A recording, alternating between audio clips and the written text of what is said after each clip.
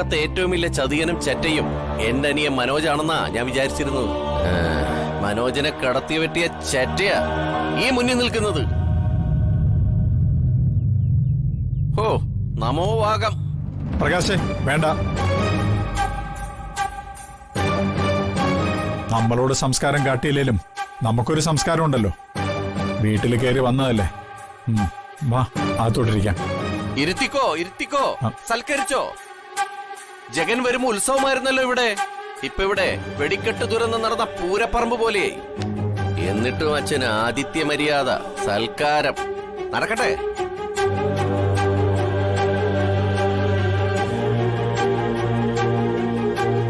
ദൂരെ നിർത്തേണ്ടവരെ വിളിച്ചിരുത്തി സൽക്കരിച്ചതിന്റെ തിരിച്ചടിയാ ഇതൊക്കെ. അനുഭവിച്ചോ?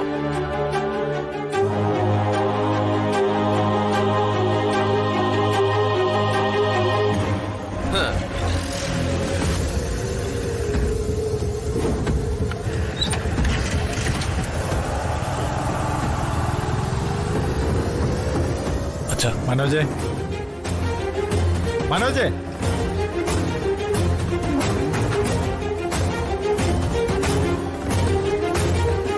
എന്താ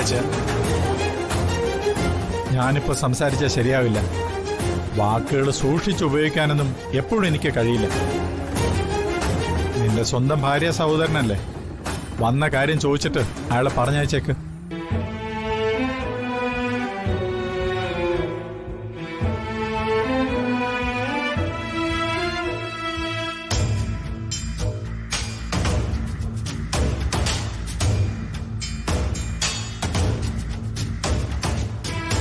അച്ഛൻ നിങ്ങളോട് ഇതുവരെ പുറത്തു പോകാൻ പറഞ്ഞിട്ടില്ലല്ലോ.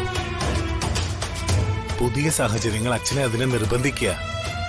ദയവായി ഒന്ന് പോയി തരണം പ്ലീസ്. മനസ്സേ,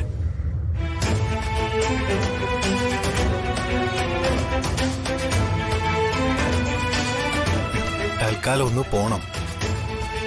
പോ പ്ലീസ്. ഇല്ല,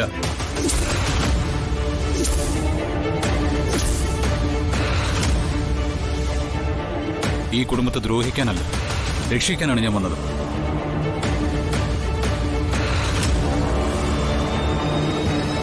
എനിക്ക് മാപ്പ് തന്നു എന്നൊരു വാക്ക് ഇതുവരെ ചന്ദ്രയും അമ്മയോ വന്ദനയോ പറഞ്ഞിട്ടില്ല. അവരെനിക്ക് മാപ്പ് തരണം. വന്ദനയെ എന്റെ ഭാര്യയായിട്ടൊപ്പം ഐക്യം വേണം.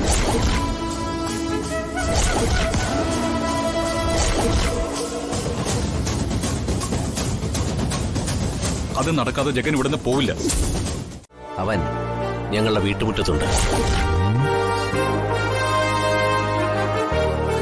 മുറ്റത്ത് പൊരിവെയിലത്താണ്.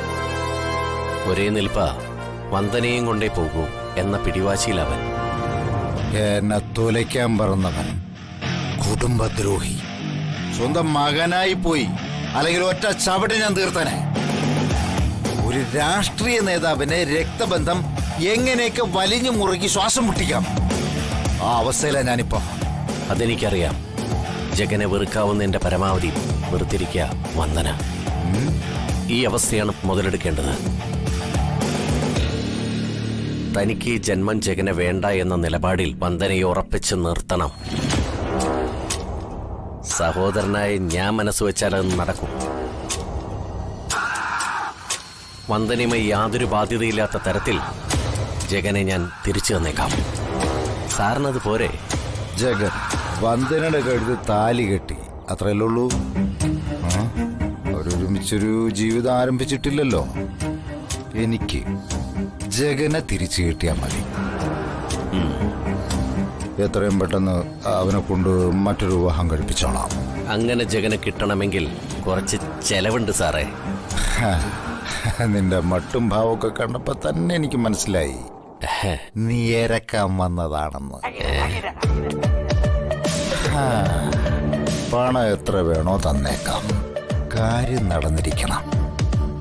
ഇല്ലെങ്കിൽ നീ കുളം കണ്ടോ? ഇതെനിക്ക് കുളിക്കാൻ മാത്രമുള്ളതല്ല, എനിക്കിട്ട് പണി തരുന്നവനെ ചവിട്ടി താഴ്ത്താനും കൂടെ ഉള്ളതാ. ഈ പ്രകാശ് ഒരു കാര്യമേറ്റാലേ അതേറ്റാ സാറേ.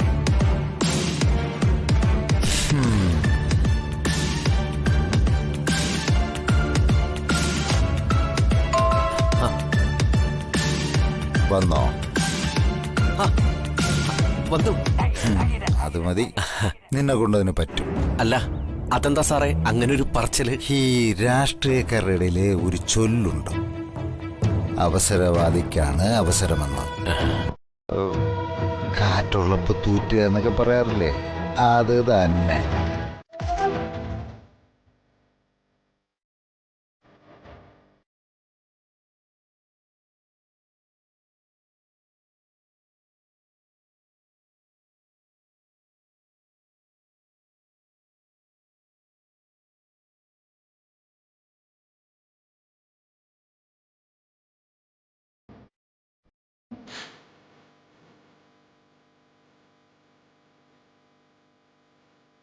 മണ, നീ ആരെയും നോക്കുന്ന? ജഗനങ്ങളിനെ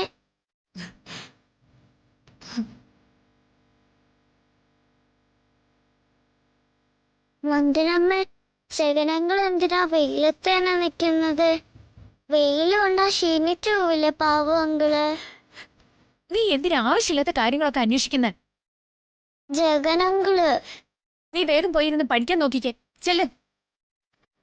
പോ.